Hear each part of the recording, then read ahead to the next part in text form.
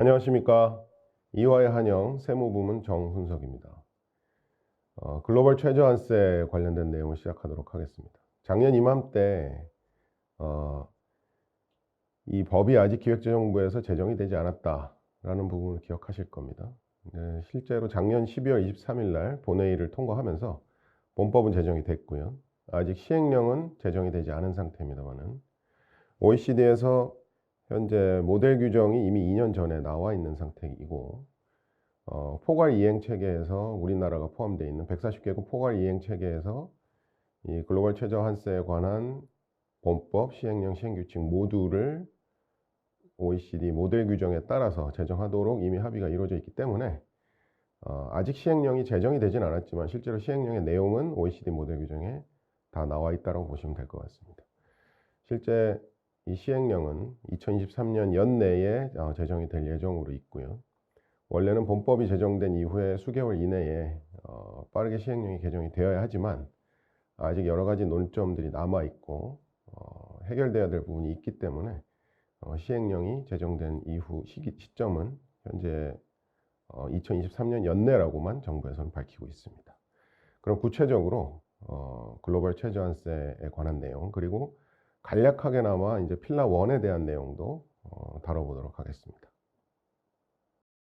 오늘 다룰 내용은 크게 4가지 정도로 구성이 됩니다. 먼저 아까 말씀드린 글로벌 최저한세, 현재 좀 더 구체적인 제도, 그리고 필라 1 세제 위반 동향에 대해서 말씀드리고요. 그 다음 이 글로벌 최저한세가 어떤 식으로 적용이 될지에 대한 많은 혼선들이 있으신 것 같아서 케이스 스터디들을 준비를 해봤습니다. 그리고 현재 복잡하다고만 여겨지는 이 글로벌 최저한세 제도에 우리 실무적으로 어떻게 대비를 해야 되는지 살펴보고요. 필라 1 세제는 아직 갈 길이 좀 많이 남아있는 상태입니다만은 여전히 우리 기획재정부 세제실에서 많은 부분들을 진행을 하고 있기 때문에 그 진행 상황도 공유를 드리도록 하겠습니다. 지금 보시는 페이지는 작년에 보셨던 글로벌 최저한세 개요의 내용을 한 페이지로 요약을 해봤습니다. 글로벌 최저한세는 소득산입 규칙과 소득산입 보완 규칙 두 가지 규칙으로 구성이 되죠. 소득산입 규칙과 소득산입 보완 규칙의 가장 큰 차이점이라면 해외에 소재한 자회사들이 15%라고 하는 실효세율에 미달할 경우에 그 미달하는 만큼의 추가세액이 발생하게 되고 그 추가세액을 최상위 모회사가 납부를 하게 되면 소득산입 규칙, 최상위 모회사가 아닌 계열회사들이 부담을 하게 되면 소득산입 보완 규칙이라고 간단하게 이해를 하시면 됩니다. 소득산입 규칙 밑에 이제 QDMTT라는 내용이 보이실 텐데 Qualified Domestic Minimum Tax라고 하는 것의 약자입니다. 글로벌 최저한세 제도가 입안이 되면서 현재까지 자국의 실질적인 법인세율이 낮다는 것을 많은 이제 그 기업 유치에 활용해오던 정부들이 이 글로벌 최저한세 제도가 나오게 되면서 그러한 제도들이 이제 더 이상 실효성이 없어지게 됐죠. 15%를 미만하게 되면 실효세율이 결국은 뭐 최상위 모회사가 됐던 계열회사들이 부족분만큼을 어차피 납부를 해야 되기 때문에 그 제도를 효율적으로 이제 이용을 할 수가 없게 되니까 그러면 차라리 최소 15%만큼은 자국에서 자국 최저한세로서 부담을 하게 하자라고 하는 이제 도메스틱 최저한세다라고 이해를 하시면 되고 이러한 제도들이 소득산입 규칙이 적용되는 이제 국가에서 관할 국가에서 많이 신설이 되고 있다라고 이해를 하시면 됩니다. 우리나라 같은 경우는 조세특례제한법상의 최저한세 제도가 오래전부터 있어 왔죠. 근데 이제 조세특례제한법상의 우리나라의 최저한세는 이 QDMTT랑은 좀 의미가 다르다고 보셔야 될 것 같습니다. 그러다 보니 현재 우리나라 정부에서도 QDMTT의 도입을 검토를 하고 있습니다. 그 밑에 보이시는 원천지국 과세 규칙은 이제 글로벌 최저한세 제도의 밑에 있는 또 하나의 규칙입니다만은 이 부분은 역시나 조세 조약에 따라서 적용이 되는 부분이 있기 때문에 아직까지는 시간을 좀 더 두고 봐야 될 것 같습니다. 자, 그러면 이제 글로벌 최저한세에 적용이 대상이 되는 다국적 기업 그룹과 구성 기업 이제 용어들이 정확하게 법이 제정되면서 다 나오게 됐습니다만은 이 범위와 제외기업, 구성기업은 어떤 것들이 있는지 살펴보겠습니다. 현재 맨 위에 보이시는 이제 표상에서 맨 위에 보이시는 제외되는 법인들이 있겠죠. 그래서 제외되는 기업들은 정부기관, 국제기구, 비영리기구, 연금펀드, 최종목기업인 투자펀드, 부동산 투자기구 같은 기업들이 이제 제외기업이 되고요. 최종 모기업 UPE라고 불리는 Ultimate Parent Entity, 최종 모기업부터 따져볼 수 있게 됩니다. 그래서 가장 기본적으로는 연결재무제표상에 포함되어 있는 기업이라면 글로벌 최저한세 대상 기업이 된다라고 이해를 하시면 되고요. 직전 4개 회계연도 중에 2개 연도 이상의 연결재무제표상 매출액이 7.5억 유로 이상이면 해당이 된다라고 생각하시면 되겠습니다. 지금 7.5억 유로라는 말이 나왔는데 우리나라 법상에 사실 이제 적용 요건을 다룰 때 다 원화로 표기를 하게 되죠. 근데 이제 실제로 국제조세 조정에 관한 법률 신설된 법 조항을 보시면 유로화로 기재가 되어 있습니다. 우리나라 법인데 유로화로 기재가 되어 있다는 것 자체가 OECD에서 내놓은 모델 규정을 그대로 각 자국의 세법에 도입을 한다. 그런 이유 때문에 7.5억 유로라고 하는 기준금액이 우리나라 법에도 들어와 있다고 이해하시면 될 것 같습니다. 그래서 지금 보이시는 이 컨솔리데이티드 그룹, 연결재무제표상의 그룹은 전부 다 해당이 된다고 보시면 되고요. 이 중에 이제 M&E 그룹과 M&E 그룹 2로 나뉘는데, 그룹 1의 경우는 실제로 이제 우리 연결재무제표상의 기업이다라고 생각하시면 되고요. M&E 그룹 2 같은 경우는 이제 JV에 대한 이제 조인트 벤처에 대한 질의가 상당히 많으셨어요. 그래서 이 부분에 대한 규정이 따로 마련이 되어 있습니다. 그래서 JV의 경우는 별도의 연결 재무제표를 구성한다라고 이해를 하시면 됩니다. 그래서 2개 그룹으로 나누어서 글로벌 최저한세를 적용한다라고 이해를 하시면 되겠습니다. 연혁입니다. 연혁은 이제 작년에 저희가 봤을 때도 보았던 동일한 표입니다만은 현재 노란색 동그라미 부분이 현재 시점입니다. 그래서 지금 2024년부터 개정된 우리 국제조세 조정에 관한 법률에 따르면 2024년부터 시행이 예정돼 있죠. 2024년 이후부터는 이제 UTPR까지 소득산입 보완 규칙까지도 다른 나라에서는 이제 시행을 하려고 계획을 하고 있습니다. 그러면 전 세계 각국 이제 각 관할국들이 현재 어떠한 입법 현황을 가지고 있는지 살펴보겠습니다. 대한민국이 맨 위에 기재가 돼 있는데요. 우리나라에서 맨 위에 써놓은 것은 아니고 실제 예정 발효일 쪽을 보시면 아까 말씀드린 소득산입 규칙과 소득산입 보완 규칙이 2024년 1월 1일부터 실효가 되는 것으로 현재 법이 개정이 됐죠. 다른 나라들의 현황을 보시면 대표적으로 유럽연합 같은 경우 소득산입 규칙 같은 경우는 우리나라와 거의 동일하게 2024년 1월 1일 뭐 하루 차이죠. 2023년 12월 31일부터 실행을 한다고 되어 있지만 소득산입 보완 규칙은 2024년 12월 말부터 한다고 되어 있습니다. 이런 내용들을 보시면 현재 다른 나라들의 경우는 소득산입 보완 규칙의 경우 많이 지금 시행 시기를 늦추려고 하고 있다는 걸 보실 수가 있죠. 그 이유는 조금 이따가 말씀을 드리도록 하겠습니다. 우리나라의 경우는 아까 말씀드린 QDMTT는 정부 검토 중, 소득산입 규칙과 소득산입 보완 규칙은 모두 통과를 시켰고 STTR은 현재 검토 중인 것으로 나와 있습니다. 이제 이 소득산입 보완 규칙이라고 하는 것이 소득산입 규칙은 어차피 연결 최상위 회사가 추가세액을 부담하기 때문에, 그리고 연결 최상위 회사는 자기 자회사들에 대한 정보를 매년 연결회계를 할 때 다 취합을 하죠. 그런데 소득산입 보완 규칙은 그와는 달리 이제 최상위 모회사가 아닌 회사들이 추가세액을 부담할 수 있다라고 말씀드렸잖아요. 그래서 이게 법제화가 되게 되면 예를 들어 우리나라에 소재하고 있는 외자계 기업들이 추가세액을 부담할 수 있게 된다는 소리입니다. 그러면 우리나라에 있는 외자계 기업들은 거의 다 자회사들일 텐데 자회사들은 다른 계열사들의 정보를 취합할 수가 없죠. 실무적으로요. 근데 그럼에도 불구하고 그런 정보들을 다 취합해서 신고를 해야 하고 추가세액을 납부해야 된다는 문제가 됩니다. 예, 그러다 보니 이제 많은 기업들이 이제 부담을 느끼고 있는 상태고, 실제 언론에서도 이 부분에 대한 이제 기사들이 쏟아져 나왔죠. 그래서 실제 우리나라 정부가 이것을 너무 과속 입법을 한 것이 아니냐라는 이제 기사들이 몇 개 나왔고, 심지어는 몇 개 기사에서는 이 시행 시기가 늦춰질 수도 있다라는 이제 기사들이 나왔어요. 그에 반해서 그런 기사들에 대한 이제 우리나라 정부에서 보도 자료를 내면서 과속 입법은 아니다. 그리고 이런 이제 절차들, 입법 절차들이 모두 국제적으로 합의된 입법 시기에 차이는 있을 수 있지만 합의된 일정에 따라서 추진되고 있기 때문에 이미 국회를 통과한 법을 뭐 시행 시기를 늦춘다든가 하는 일은 없을 것이다. 다만 이제 합의된 일정에 따라서 약간의 조정은 있을 수 있으나 그 합의된 일정보다 늦춰지진 않을 것이다 라고 공식 입장을 정부에서는 밝혔습니다.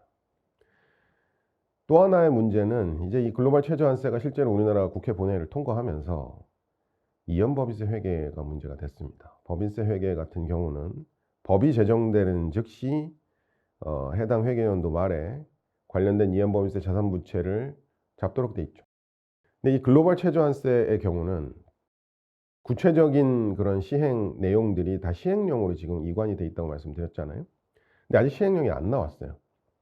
그러다 보니까 기업 입장에서는 이거에 대한 이연법인세 자산부채를 잡기가 굉장히 어려운 상황입니다. 그런데 그럼 과연 국회를 통과했고 법이 제정됐기 때문에 이연법인세 자산부채를 잡아야 하는가? 그 시점은 2022년 12월 말이었습니다. 아까 본회의 통과한 게 12월 23일이라고 말씀드렸잖아요. 그러니까 2022년 12월 31일에 과연 이연법인세 자산부채를 잡아야 되느냐에 대한 논의가 굉장히 많았어요. 근데 이제 한국회계기준원에서는 얼마 전이죠. 2023년 1월 10일에 공개 초안을 발표를 하면서 일부 다국적 기업은 글로벌 최저한세 규칙 시행 전에도 공시 대상인지를 판단해서 공시 의무를 이행해야 되기 때문에 2023년에도 이에 대한 준비는 필요하지만 공시 의무를 면제하는 예외 규정을 지금 마련해서 지금 2, 4분기 내에 올해 2023년 2, 4분기 내에 즉시 적용할 예정으로 있습니다. 그리고 이제 국제회계 기준을 제정하는 IASB에서도 현재 이 동일한 내용이 지금 나와 있는 상태고요. 그래서 2023년 기말에는 확실히 이 부분에 대한 주석 공시는 이제 해야 될 것으로 보이는데, 문제는 이제 또 분기 공시죠. 분기 공시에는 또 어떻게 해야 될 것인지, 이러한 내용들은 지금 2분기 중으로 이거와 관련된 개정 기준이 발표될 예정입니다. OECD에서도 이제 작년 12월 달에 이 세 가지 문서를 발표를 했어요. 하도 이제 이 글로벌 최저한세라는 것이 세계사적으로 처음 있는 일이죠. 전 세계 이제 140여 개국이 참여를 해서 동일한 내용을 각 자국의 세법에 입안을 하고, 그러니까 140여 개국이 똑같은 세법을 지금 하겠다라는 겁니다. 그러다 보니까 그 내용에 뭐 여러 가지 예외 규정들이 적용이 되게 되면 이제 실행 자체가 굉장히 어려워지겠죠. 그러니까 내용이 굉장히 심플해야 되고 예외 사항들이 발생을 해서는 안 되는 겁니다. 그러다 보니까 이제 기업은 전 세계 수도 없이 분포를 하고 있는데, 이 기업들이 이 내용을 완벽하게 파악을 해서 신고를 하고 납부를 하고 하는 그런 것들에 대한 상당한 부담감을 지금 느끼고 있는 상태죠. 그러다 보니까 이 세 가지 문서를 이제 발표를 하게 됩니다. 내용은 이제 Safe Harbor and Penalty Relief라고 해서 이 글로벌 최저한세 도입 초기에 제도가 미비하고 또 납세자가 이 내용을 완벽하게 파악하기 어렵다라는 어려움을 고려해서 2024년부터 2026년도에 한시적으로 적용될 세이프 하버 제도, 그리고 페널티 릴리프 제도를 다루고 있습니다. 두 번째 내용은 이제 신고서죠. 결국은 신고서를 이제 우리 법인세 신고하듯이 이 내용도 결국 신고가 이루어져야 될 텐데, 그렇다면 신고서의 별지 서식의 내용은 어떻게 될 것인가의 내용도 다루고 있고, 그 다음 표준화된 데이터 세트를 정하고 있습니다. 세 번째 내용은 결국 이 전 세계적으로 이 동일한 제도가 시행이 되게 되면 결국은 분명히 이제 세법을 운영을 하게 되면 결국 불복 제도도 나오게 될 것이고, 여러 가지 이제 분쟁이 시작이 될 텐데, 각 국의 자국의 세법만 가지고 자국의 특성을 고려해서 예를 들면 이제 텍스코트에서 조세심판원이나 뭐 고등법원, 대법원에서 이 내용들을 과연 판단할 수 있겠느냐. 왜냐하면 이게 우리나라에만 적용되는 법이 아니기 때문에 결국은 각 국가별 제도의 일관성을 이제 유지하는 것이 가장 중요해지게 되고, 그거에 대한 논쟁을 예방하고 그러한 협약을 어떤 식으로 체결을 해야 될 것인가에 대한 내용도 다루고 있습니다. 자, 구체적인 케이스 스터디로 들어가 보도록 하겠습니다. 실효세율을 일단 계산을 해야 되는데요. 실효세율은 해당 관할국의 근로비 손익 그리고 조정된 대상조세를 분모 분자로 해서 실효세율을 계산한다라는 내용은 작년에도 다뤘었죠. 그럼 지금 보시는 표에서는 컨트리 A, B, C, D 4개 국가가 등장을 하고요. 맨 위에 이제 최상위 모회사가 있고 B 국가의 B 컴퍼니, C 국가의 C 컴퍼니가 있습니다. 그 다음 D 국가에 4개 회사가 있어요. 그래서 4개의 기업이 전부 다 동일한 1000의 근로비 손익이 발생했다라고 가정을 할게요. 그리고 D 컴퍼니 1번, 2번은 이제 조정된 대상조세 금액이 제로고요. 3번, 4번 기업의 경우는 250씩 발생을 한다라고 가정을 해보겠습니다. 그러면 컨트리 D에서 실효세율을 계산을 해야 되는데 전체 근로비 손익은 4,000이고 보시다시피 조정된 대상조세는 500이죠. 그래서 12.5%의 실효세율이 나오게 됩니다.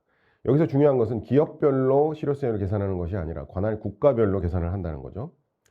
그래서 D 컴퍼니의 4개의 근로비 손익을 다 합하고 D 국가의 4개 기업의 조정된 대상조세 금액을 다 합해서 D 국가가 실효세율이 얼마인가를 계산한다는 겁니다. 그래서 12.5%가 나왔기 때문에 최저한세율인 15%에 미달하죠. 그래서 로텍스라고 표시가 되는 겁니다. 그럼 로텍스 상태에서 추가세액은 얼마가 나올 것이냐로 봤을 때 15%에 미달하는 이제 세율이 2.5%죠. 그럼 2.5%를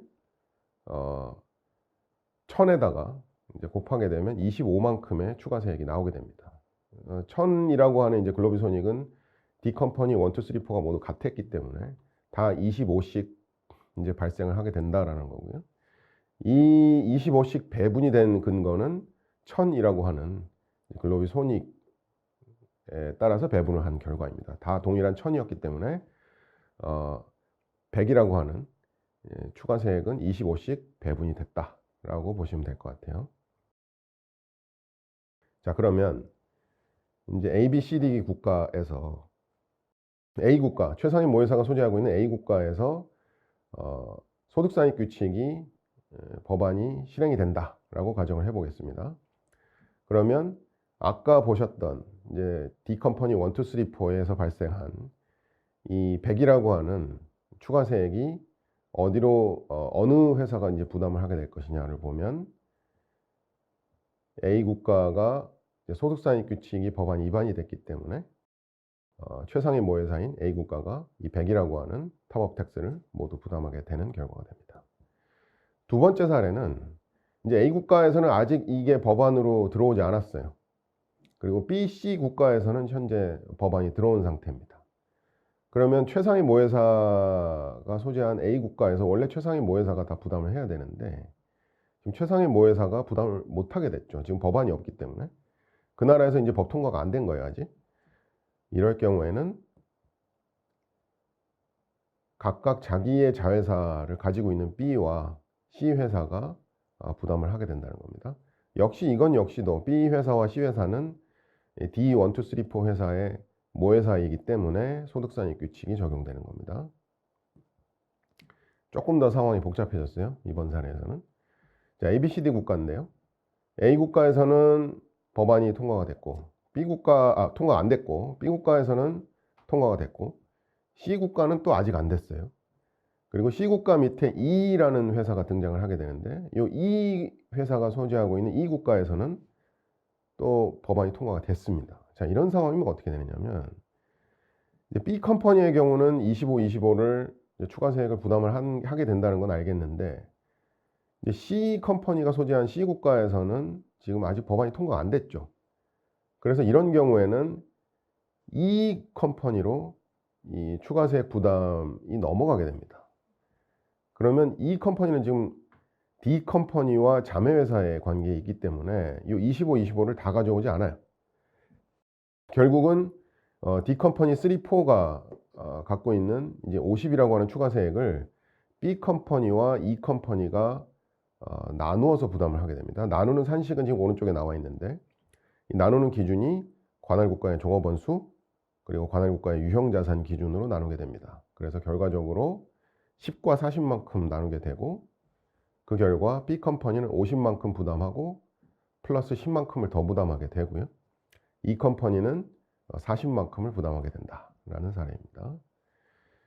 자, 이 글로벌 최저한세가 적용이 되게 되면 단순한 세법만 가지고 추가세액을 계산할 수 없고, 실제로 모든 이제 근로비 손익의 계산이 재무회계상 순손익에서 출발하고, 대상조세액 역시 당기 순손익에 반영된 조세 비용에서 출발을 하게 되기 때문에 이연범위세 조정 내지는 근로비 결손의 활용 등등의 회계상의 요인이 실제 세액에 영향을 미치게 된다는 점이 특징입니다. 그러다 보니까 그러면 실제 이 회계상의 판단을 가지고 어떻게 우리 부담세액이 바뀌게 되는지를 사례로서 살펴보도록 하겠습니다.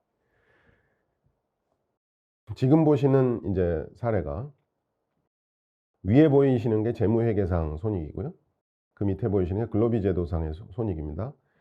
1년차, 2년차, 3년차에 모두 1000만큼의 당기순이익, 1000만큼의 근로비 손익이 발생했다라고 보죠. 당기법인세는 국가 지역의 실효세율을 30%로 가정하고 1년차에 이제 300, 2년차에는 일시적 차이 때문에 발생하지 않았고 3년차에 600만큼의 당기법인세 비용이 발생했다라고 하면 재무회계상으로는 이연법인세를 잡게 되겠죠. 이연법인세 자산 부채가 2년차, 3년차에 300씩 잡히게 됩니다. 그러면 근로비 이익은 역시 1000으로 동일하고 당기법인세 비용까지도 동일한데, 이연법인세 조정액의 경우는 이게 이제 30%가 아니라 최저한세율로 계산을 하게 됩니다. 글로벌 최저한세 규정에 따라서. 그러면 소개가 이제 조정된 대상조세의 소개가 1년차, 2년차, 3년차에 300, 150, 450이 발생을 하게 되고요. 그에 따른 실효세율이 1년차에 30%, 2년차에 15%, 4년차에는 45%가 발생을 하게 돼서 결국은 이제 로텍스 상황이 발생 안 하게 되기 때문에 탑업 텍스도 다 제로인 상황이 됩니다. 근데 이제 이 회사가 근로비 결손이 있다라고 가정을 해볼게요. 이 근로비 결손은 실제 우리 회계상으로 잡는 2월 결손금과는 다른 개념입니다.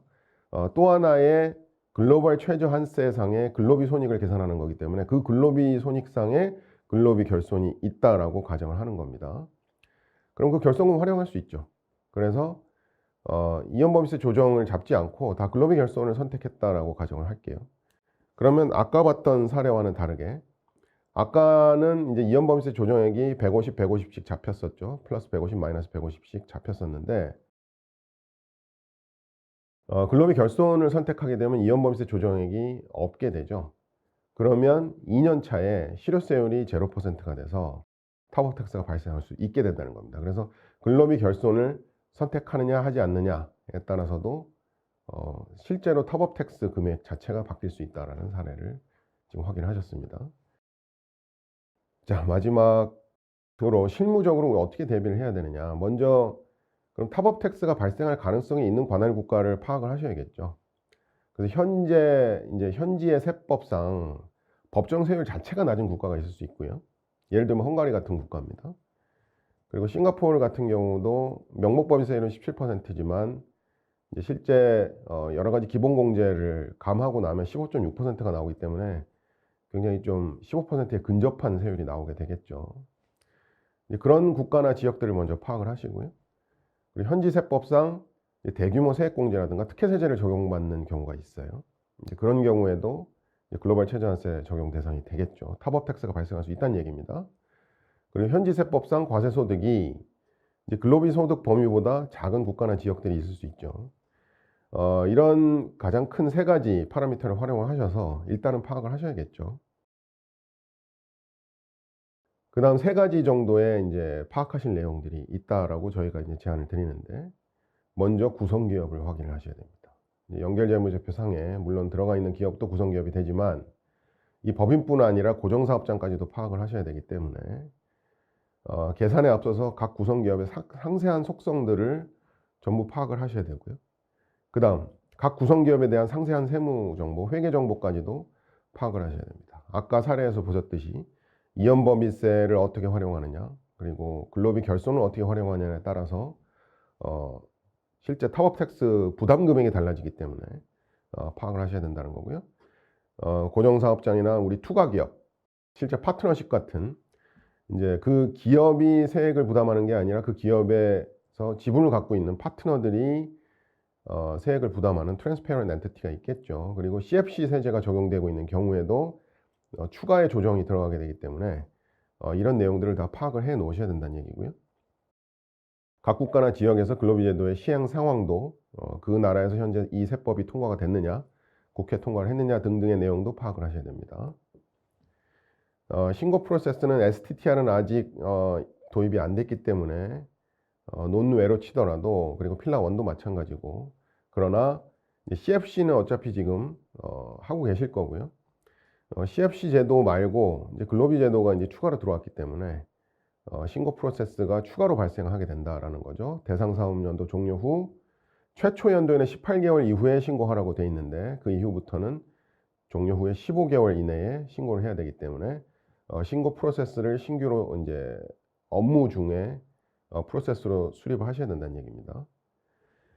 자, 우리나라 기업들이 이 실무 대응을 할 때 총 3가지 정도의 체계를 갖고 있다고 일단 구분을 해봤습니다. 분권형, 중관형, 직권형으로 이제 파악을 해봤는데요. 우리나라 다국적 기업 중에 직권형 기업은 사실 없다고 보셔야 됩니다. 왜냐하면 해외에 나가 있는 기업들이 컨트롤을 많이 받고는 있지만 아직 세무 데이터를 일관화해서 모회사가 모든 세무 데이터를 다 수집하고 실제로 신고 업무까지 다 해주고 있는 직권형은 사실 없죠. 그래서 대부분 분권형 아니면 중간형인데 이연법인세 계산은 어차피 현지 구성기업의 체제 정비나 아웃소싱 등을 지금 활용하고 계실 거고요. 국가 지역 단위 계산에 관한 최종 모회사 및 구성기업 간 업무 분담도 분권형, 중간형, 직권형에 따라서 좀 달라지고요. 최종 모회사의 추가 작업은 어떻게 될 것인지, 정보 수집, 시산에 대한 복수회차 대응은 어떻게 할 것인지에 대한 내용도 달라지게 됩니다. 저희 EY 한영에서 현재 이러한 세무 프로세스 유형별 과제에 따라서 저희가 어떻게 대응을 해야 될지도 지금 내부 전략을 수립하고 있는 중입니다. 실제로 전산이 또 중요해질 텐데, 이제 시스템상으로는 데이터 수집, 처리, 보존에 대해서 시산, 세무신고, 정산표, 스케줄링을 현재 보유하고 계신, 현재 각 기업에서 보유하고 계신 ERP나 시스템에서 어떤 식으로 끌어와야 될 것인가에 따라서 시스템 대응 유형 1, 2, 3으로 맨 밑에 지금 나눠져 있습니다. 그래서 연결 패키지는 어차피 지금 시스템상으로 하고 계실 거고, 정보 수집, 데이터 입력까지도 우리나라 기업들은 많이들 하고 계십니다. 그러다 보니 시스템 대응 유형 3번은 이제 흔하지 않을 것으로 보이고요. 시스템 대응 유형 1번으로 모듈화해서 저희가 바로 기업 시스템에 적용하실 수 있도록 현재 준비를 하고 있습니다. 자, 실무 대응 테크놀로지 활용 유형인데요. 데이터 정합성을 확보하고 신고를 준비하고 데이터를 보존하고 DB를 어떤 식으로 활용할 것인가에 따라서 각 저희들이 아까 말씀드렸던 대응 유형 1, 2, 3에 따라 1번이 가장 이제 간단한 유형이 되겠죠. 모듈만 얹어서 저희가 바로 이제 이 글로벌 최저한세 신고까지 가능할 수 있도록 준비가 되어 있고요. 2번, 3번 역시도 현재 저희 EY 한영에서는 전산 시스템에 대한 세무 시스템 수립 조직이 있습니다. 저희 TTT라고 하는 조직에서 이 부분에 대한 준비도 현재 완료가 되어 있는 상태입니다. 자, 마지막입니다. 이제 이 글로벌 최저한세가 결국 시행이 되고 기업에서 어떤 식으로 준비를 해야 될지에 대해서 실효세율 영향 분석부터 들어가게 됩니다.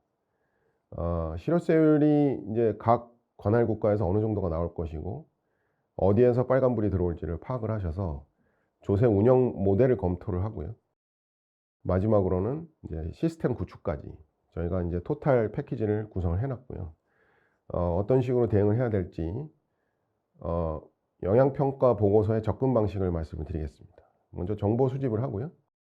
필라 1, 필라 2 분석을 하고 이제 실효성을 평가 및 검토를 하게 되는 이제 프로세스를 저희가 갖추고 있다. 라고 말씀드리고요. 결과물의 예시로서 현재 보이시는 이제 파이 차트가 있는데 어느 관할 국가 때문에 어느 정도의 탑업 텍스가 발생하고 있고 왼쪽에 보이시는 이제 시뮬레이션 버튼을 클릭함으로써 각종 이제 케이스별로 어떻게 각 기업들이 대응을 해야 될 것인지 시나리오별 분석도 가능할 수 있도록 저희가 모델을 준비를 해놨습니다.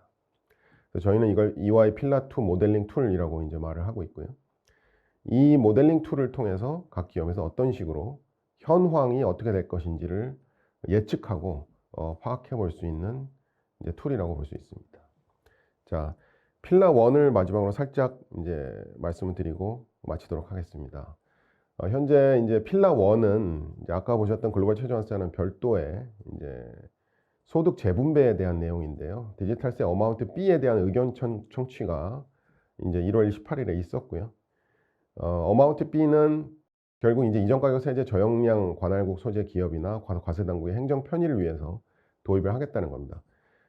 좀 극단적으로 말씀드리면 그냥 어마운트 B의 대상이 되는 기업은 앞으로는 그냥 요 정도의 이익만 실현을 하면 그냥 어마운트 B로 하나로 봐주겠다라고 생각하시면 되고요. 이제 주요 쟁점이 여기에 과연 이 대상 기업의 중개상이나 대리인을 포함할 것이냐, 그리고 많은 기업들이 지금 적용하고 계신 거래 수익률 방법 이외에 다른 결정 방법이 최적의 방법일 수 있죠. 예를 들면 이제 상사 기업 같은 경우는 이제 비교하는 제3자 가격 방법도 많이 활용을 하고 계신데 그런 경우에는 어떻게 할 것인가, 그리고 지역 내에 적절한 비교 기업이 실제로 존재하고 있다면 어떻게 할 것인가, 그리고 결국은 이 어마운트 B가 납세자들에게 통제 수단이 되어서는 안 되고 납세자들의 인센티브로 활용해야 되지 않겠느냐, 그런 측면에서 결국은 APA나 상호합의를 할 때 좀 더 간소화해서 진행할 수 있는 방안이 마련되어야겠다라는 의견 청취가 있었다라는 내용 간단하게 말씀드리면서 글로벌 최저환세에 관한 내용과 이제 필라 1에 관한 내용 말씀드렸습니다. 네, 지금까지 글로벌 최저환세에 관한 내용을 케이스 스타디를 통해서 살펴보셨고요. 필라 1에 대한 내용도 공청회 내용 간단하게 공유를 드렸습니다. 청취해 주셔서 감사합니다.